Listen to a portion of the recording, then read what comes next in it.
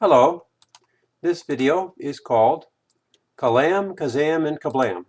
That is, the cosmological argument, philosophical hocus-pocus, and the Big Bang. I'm sorry, this really should be Kalam, but the title was too good to resist. And that's me.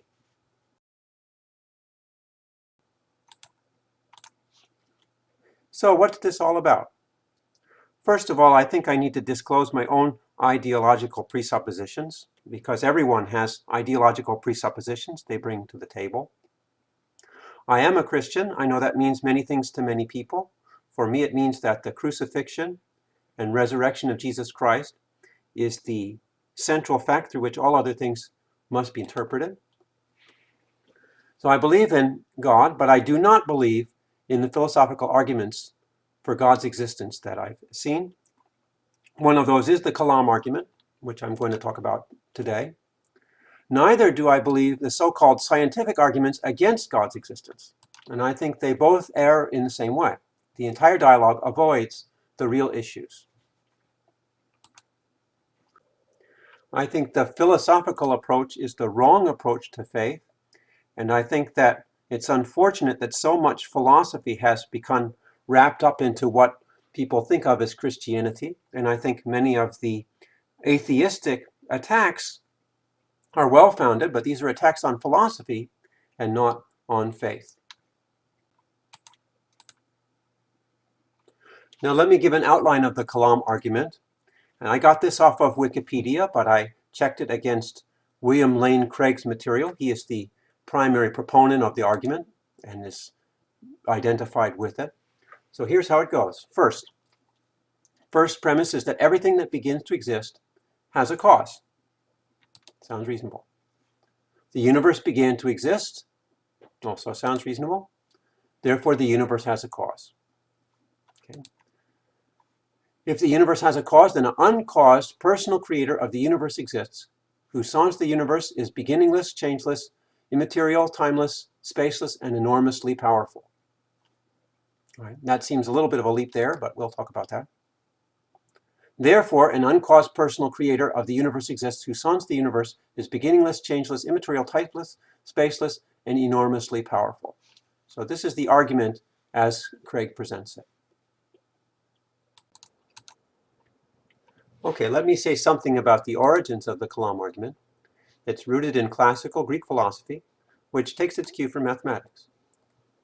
Such philosophy constructs proofs based on self-evident axioms and rigorous logic. You can see the mathematical form of the argument. Now, this comparison with mathematics works to a point, but it shouldn't be taken too far. The reason is the words we use to describe the world don't have the exactness of mathematical definitions. Take, for example, the notion of chair. And this is not my own example. This comes from Wittgenstein.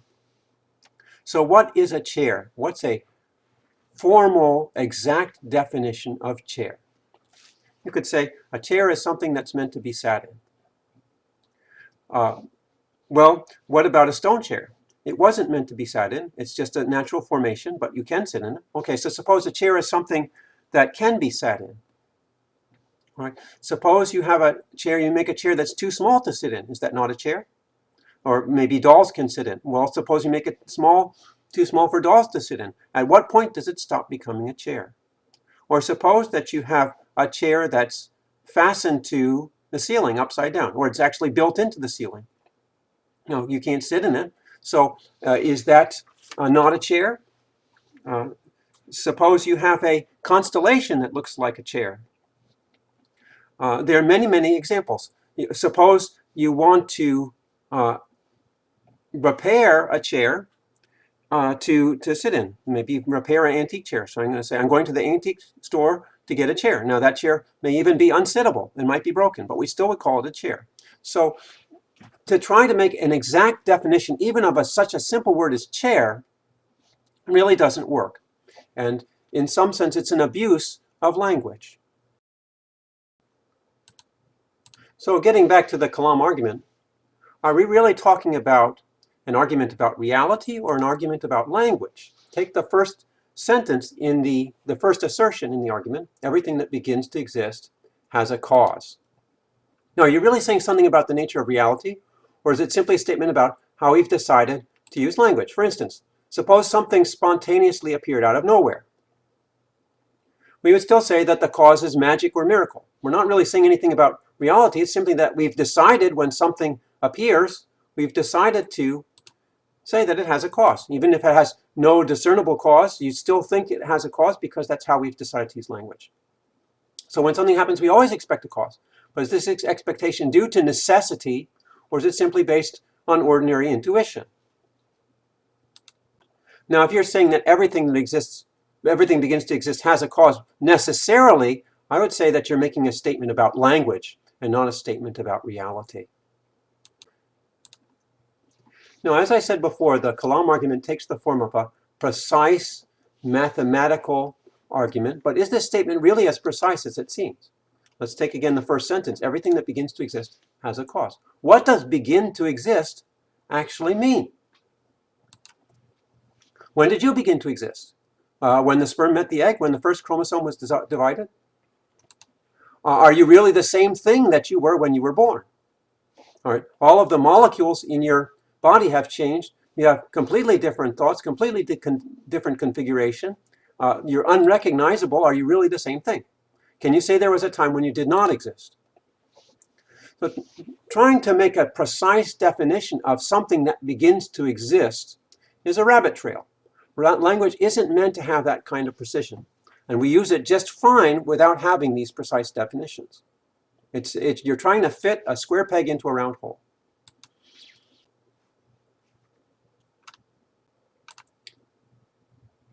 We can make the same sort of analysis of the word cause. What is a cause? Again, this can't be defined precisely. Philosophers have tried, and they've all failed. We could say that a cause is any valid object in a sentence with because. Okay, I feel bad because I'm sick. Okay, so that means that my sickness is the cause of my feeling bad. Okay, now I'm really just kicking the can down the road because I could say I'm feeling bad because the leaves are green. We wouldn't say that's a valid cause. So really I'm just kicking the can down the road. Now Kalam argues that the chain of causes must have an end, and at the end of the chain is God. Essentially, that's what it's arguing. That we argue the universe back, and there reaches a point where we can't go any farther, and at the end of that chain is God. But many theists, including myself, believe that the chain will never end. Here's a quote from C.S. Lewis' children's series called of the Narnia books. This is in the last part where they've finished the last battle, and they're into the new country that is symbolic of heaven. And he says, I have come home at last. This is my real country. I belong here. This is the land I've been looking for all my life, though I never knew it till now. Come further up, come further in. In other words, you keep on exploring the depths of the richness of God, and you never finish. We never reach a point where God just says, well, that's just the way I am. Now, of course, this is talking about the future, but the past is no different from the future. God is not semi-infinite. God is infinite. So there's no end to the chain of causation, in my opinion. So as I've argued, the initial statement of the argument, the Kalam argument, is far too imprecise. Now, since we're talking about physical reality, I argue that we should use the language of physics. Now, one might counter that this is a philosophical argument and not a physical argument, but then I would say that really you're just talking about questions of language. You're not talking about questions of physical reality. Physics has proved itself to be a successful way of describing the world. We've made many discoveries using physics. So since we're trying to draw conclusions about the physical world, we should employ the language of physics.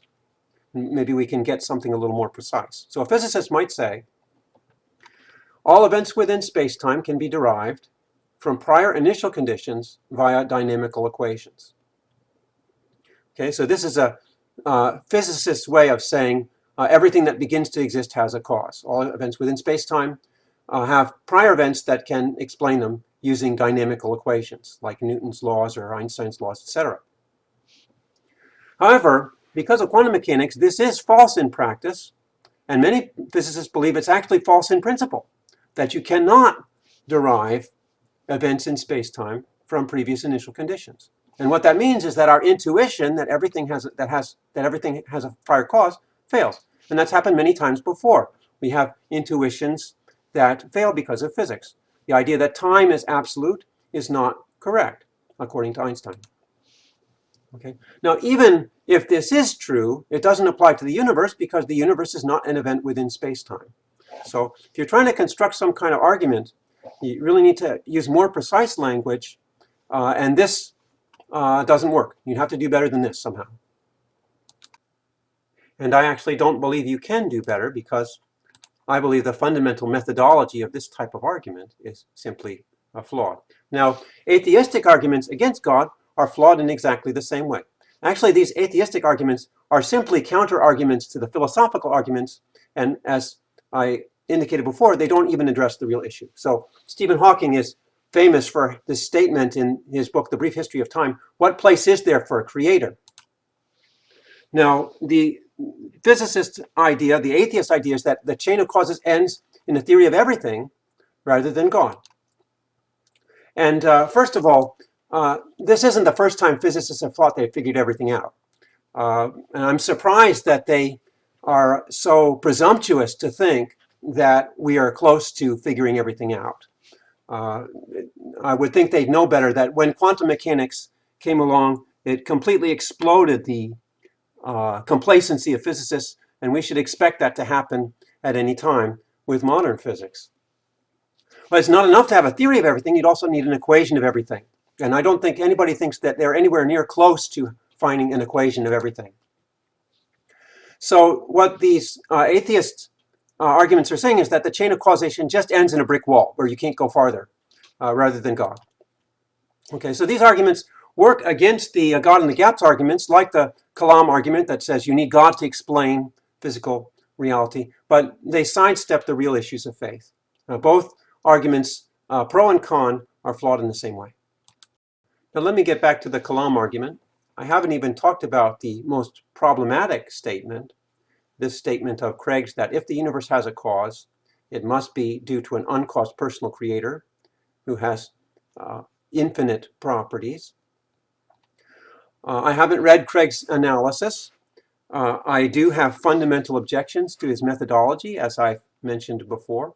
Furthermore, I can come up with a reasonable counterexample.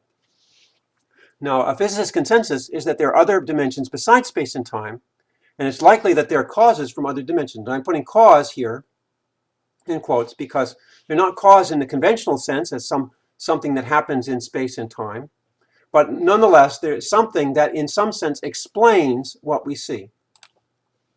Now, using this concept of other dimensions and taking a cue from Flatland, one can construct a conceptual model which contradicts Kalam's assertion.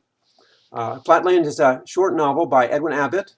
It talks about creatures that inhabit a two-dimensional world and how they act and react when a three-dimensional creature comes into their two-dimensional world.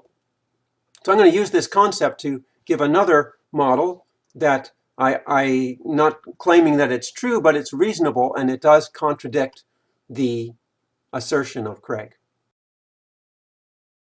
Now, in the novel Flatland, the characters are geometrical objects that inhabit a plane, circles, squares, triangles, and so on. And towards the end of the novel, a sphere appears from space and passes through the plane. So when the sphere first passes through, it appears as a point, and then grows larger to be a circle, and then passes out the other side. So here's something apparently uncaused as far as the characters in the plane are concerned, which grows larger and then grows smaller and then disappears. So how do I apply this to the Kalam argument? Well, let me make this model of the universe. Suppose we have a plane, and you have a sphere passing through the plane. And as I said before, there will be a circle that begins at a point and then grows larger and larger and then shrinks back down to a point.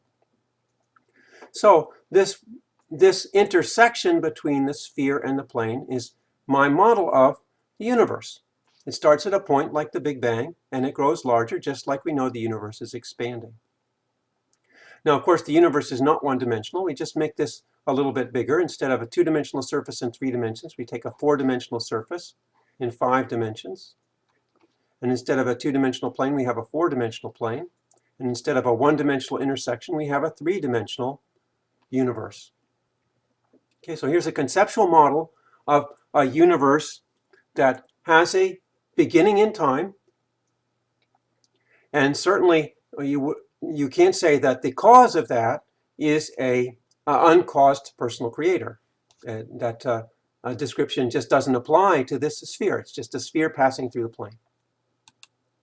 Now, you can argue what causes the sphere to pass through the plane. Well,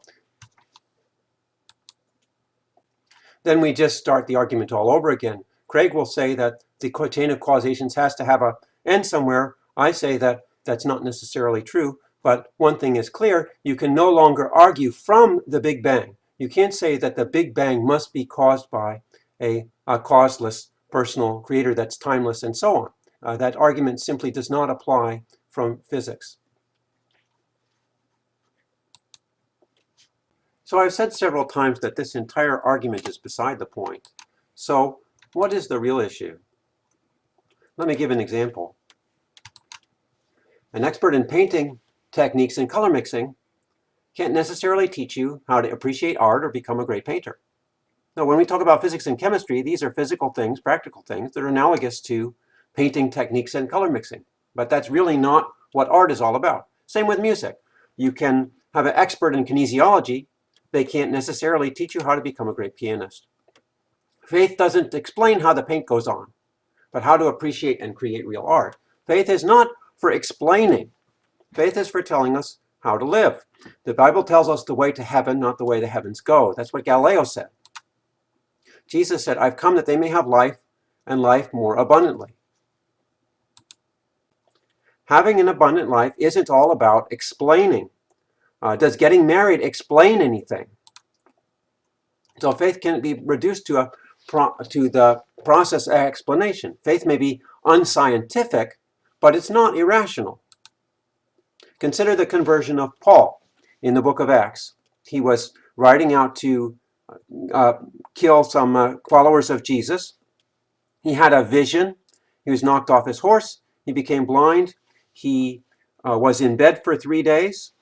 A Christian came who he had never met, and this Christian knew his name, prayed for him, and Paul received his sight. And as a result, he was converted to believe in Jesus. Now, you could explain that by psychosomatic phenomena or whatever, but it certainly wasn't an irrational decision of Paul to believe in Jesus. And as far as faith decisions go, you can usually or always find an alternative explanation, but that doesn't mean a decision to believe is irrational. Well, since we don't need faith to explain things, why do we even need faith? Isn't science enough? Are all life's decisions really reducible to science? One might argue, after all our experiences are just physical phenomena. But in a similar vein, one could ask, is software engineering reducible to hardware? After all software, when implemented, is just electrical signals in hardware. So why even study software engineering at all? Because in the end, it's all reducible to hardware.